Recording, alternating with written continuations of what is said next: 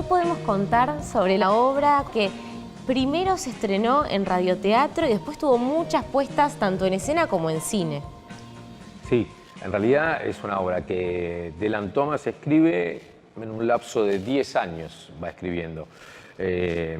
Originalmente comienza siendo una poesía que él empieza a extender y va transformando a llegar a convertirlo en una obra radiofónica, lo que él llama una comedia para voces, que obviamente no deja de ser una especie de poesía dramatizada. En realidad, él la escribe como una forma de encomienda que le hace la BBC y después tiene como, si se quiere ya sí, el estreno como masa oficial que tenía que ver con esa producción de la BBC, que es radial, que se hizo con Richard Burton, Elizabeth Taylor, bueno, una cantidad de actores bastante importantes que, bueno, debe haber sido precioso. Yo he escuchado algo, porque se encuentran algunas cosas y sonaba muy lindo.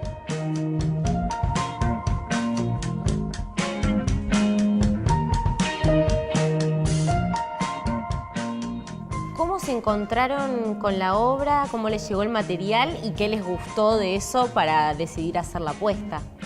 En realidad la obra tiene un trayecto largo ya de desarrollo de trabajo, porque originalmente nosotros empezamos a trabajar con esto a fin del 2014 a través de una invitación que nos hace el British Council para armar un trabajo teatral que estuviera alrededor de una efeméride que se daba en el año 2015, que tenía que ver con los 150 años de la llegada de los primeros colonos galeses a la Argentina. Y bueno, Dylan Thomas es como un ícono de la cultura galesa, entonces pensamos en él como una posibilidad y dentro de su material dimos con esta obra que justamente sucede en un día completo de un pueblito de Gales a orillas del mar, y nos pareció que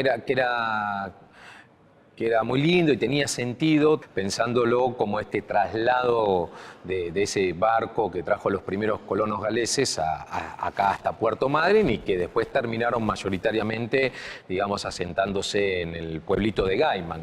La idea era hacer la obra radiofónica trabajando exclusivamente con gente común de las colonias galesas de la Patagonia. Y la verdad es que en ese tiempo, en el desarrollo de ese material, es que fuimos encontrando que detrás de aquella primera idea embrional había mucho material por desarrollar y crecer, con lo cual empezamos a pensar en algo más grande, que pudiera generar relaciones entre actores no profesionales, gente de las colonias galesas, que hoy se ven reflejados en la obra, en videos y en voces pregrabadas, un material precioso.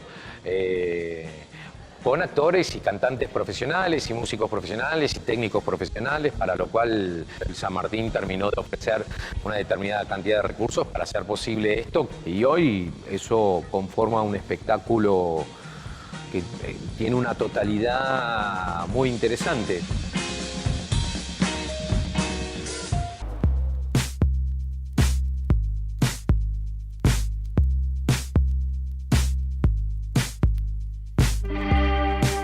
Ingrid, muchos te conocemos por tus papeles en televisión, en teatro, pero en este caso también sos la traductora de la obra. Sí, bueno, es un trabajo que hice también muchas otras veces en realidad.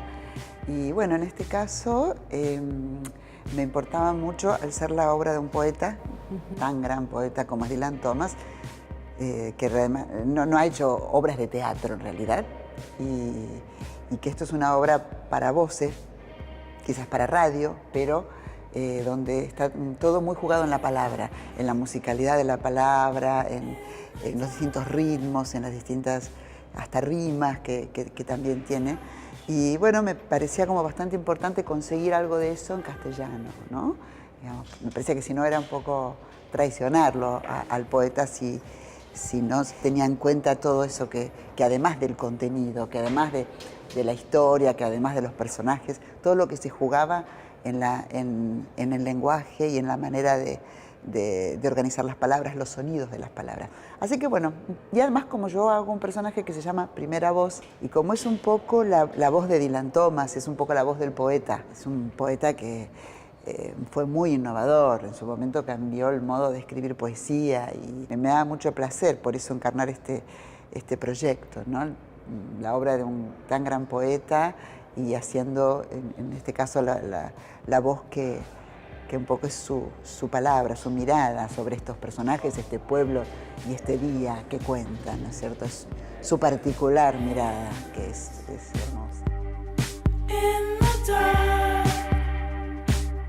Tiene cosas del teatro documental, tiene cosas del teatro comunitario, tiene cosas del teatro musical, tiene video, digo, sonido en vivo, música en vivo, digo, es como una obra que te estimula todo el tiempo por donde la mires y por donde la oigas. La música apareció a último momento, digamos, hubo muchas versiones, distintas posibilidades, pero en realidad la música definitiva apareció cuando apareció la puesta definitiva, que es la que más o menos dijo cuál era el carácter de la música y qué es lo que la puesta necesitaba como música. La propuesta inicial, que suponía más músicos, le habíamos dado un carácter como de cierta cosa de aproximarnos como una especie, no lo mismo, pero cierta idea de ópera de cámara con música de un grupo de cámara, se fue en las charlas con el teatro, se fue reduciendo y quedó reducido entonces a 3 músicos. Pero la reducción también benefició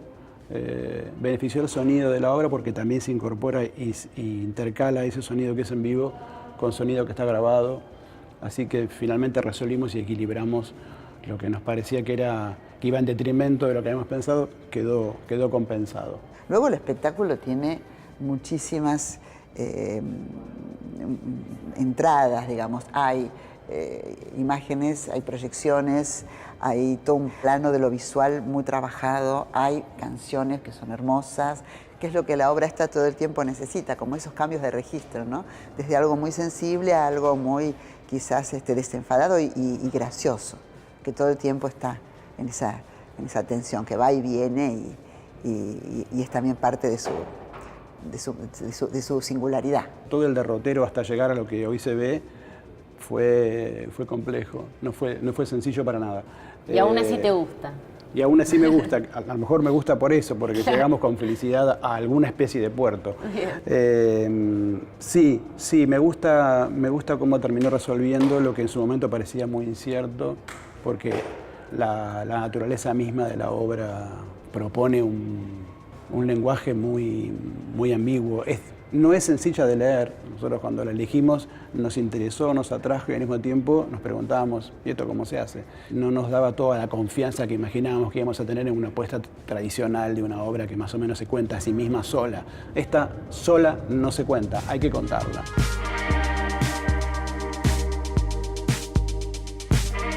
¿Por qué crees que la obra tiene trascendencia a lo largo de los años, al punto de que hoy la disfrutamos en la Sala Cunil Cabañelas del San Martín?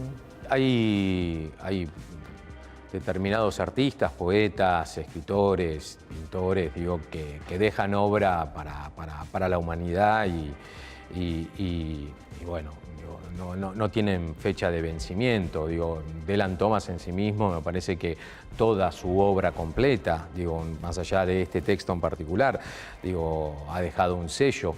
En la particularidad de este texto, uno, si se amete dentro de los sucesos que se van dando a lo largo de la obra, bueno, puede encontrar cosas como muy de la esencia humana, ¿no? O sea, uno se encuentra reflejado en este tipo de obras más allá del paso del tiempo, siempre.